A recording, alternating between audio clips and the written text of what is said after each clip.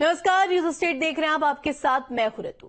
24 लोकसभा चुनाव का शंखनाद हो चुका है। किसी का टिकट कटा तो किसी नए उम्मीदवार को मौका मिला, किसी के आंसू निकले तो किसी ने बागी तेवर दिखाए। रिपोर्ट देखिए।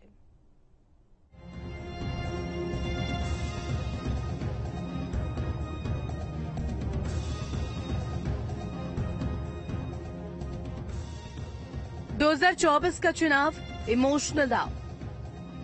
रायबरेली सीट, सोनिया की बेटी उम्मीद। संघमित्रा मौर्य का टिकट कटा, मंच पर दर्द झलका।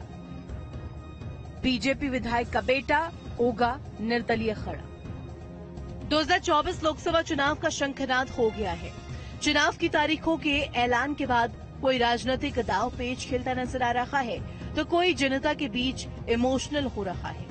एजेंडा साफ है, 2024 लोकसभा चुनाव में जीत। 80 सीटों पर जीत की ये लड़ाई सियासी ही नहीं, इमोशनल लड़ाई भी बन गई है, जिससे प्रदेश की सियासत गर्मा गई है। चाहे गांधी परिवार हो या बीजेपी, मां बेटी से लेकर बाप बेटे मैदान में खड़े हैं। मां मेनका गांधी को टिकट मिला तो बेटे वरुण का टिकट कट गया। वहीं दूसरी तरफ कांग्रेस की पुश्तैनी सीट रायबरेली पर सोनिया गांधी की बेटी प्रियंका गांधी के नाम की अटकलें तेज है। आगरा विधायक ने बेटे को टिकट न मिलने पर नेतृत्व को प्रत्याशी का नाम बदलने को कहा, तो वहीं बीजेपी नेता संघमित्रा टिकट कटने के बाद मंच पर रोती नजर आई। गांधी परिवार की दोनों बहू अपने अपने बेटों के अच्छे टाइम का इंतजार कर रही हैं, चाहे सोनिया गांधी हो या फिर मेनका गांधी। बीजेपी ने मेनका गांधी को सुल्तानपुर से भारतीय जनता पार्टी का उम्मीदवार बनाकर मैदान में उतार दिया। वहीं बेटे वरुण गांधी का टिकट काट दिया है।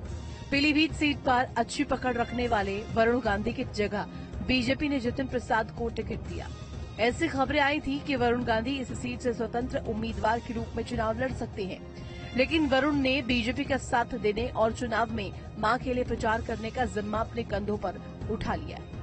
सुल्तानपुर पहुंची मेनका गांधी से बेटे वरुण के टिकट कटने को लेकर सवाल किए तो मेनका गांधी ने बेटे के अच्छे टाइम के आने की बात कही। जितिन प्रसाद को भाजपा टिकट देती है, अब आगे वरुण जी क्या करेंगे पॉलिटिक्स? अभी उनसे पूछी भी थी। बात मानता है उनकी, फिर भी आप उनसे पूछिए। इलेक्शन के बाद देखते हैं, लंबा समय है। मैं बीजेपी में हूँ और मैं बहुत खुश हूँ कि मैं बीजेपी में हूँ। रायबरेली सीट कांग्रेस की पुश्तैनी सीटों में से एक है। प्रियंका का नाम लगातार रायबरेली से चर्चा का मुद्दा बना हुआ है। कांग्रेस ने अभी तक रायबरेली सीट से अपने उम्मीदवार का नाम घोषित नहीं किया है, लेकिन सोनिया की रायबरेली के लिए लिखी गई चिट्ठी में प्रियंका के रायबरेली से लोकसभा चुनाव लड़ने के इशारे समझे जा सकते हैं। कांग्रेस रायबरेली के लोगों को अपने परिवार का सदस्य बताती है और रायबरेली से एक इमोशनल कनेक्ट बताती है। ऐसे में सोनिया की बेटी के डेब्यू के लिए रायबरेली सीट से उम्मीदवारी की अटकलें तेज है।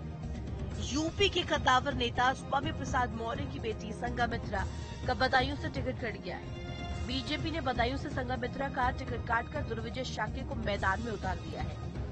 हालांकि टिकट कटने के बाद संघमित्रा मौर्य बीजेपी प्रत्याशी के नामांकन में गई थी। इस दौरान वे हंसते मुस्कुराते नजर आई थी, जिस पर लोगों ने उन्हें पार्टी का अनुशासित सिपाही बताया। लेकिन अब संघमित्रा का रोते हुए वीडियो सामने आया है। दरअसल बदायूं में सीएम योगी आदित्यनाथ के आगमन से पहले मंच पर संघमित्रा मौर्य बेहद भावुक नजर आई। उनके बगल में मंच पर माध्यमिक शिक्षा मंत्री गुलाब देवी बैठी दिखाई दी। संघमित्रा हाथों से अपने आंसू पोंछते दिखाई दे रही हैं। उनके आसपास और भी कई नेता मौजूद हैं। संघमित्रा के इस वीडियो के वायरल होने के बाद तरह तरह की चर्चाएं शुरू हो गई हैं, लेकिन संघमित्रा ने इन बातों के सिरे से खारिज कर दिया।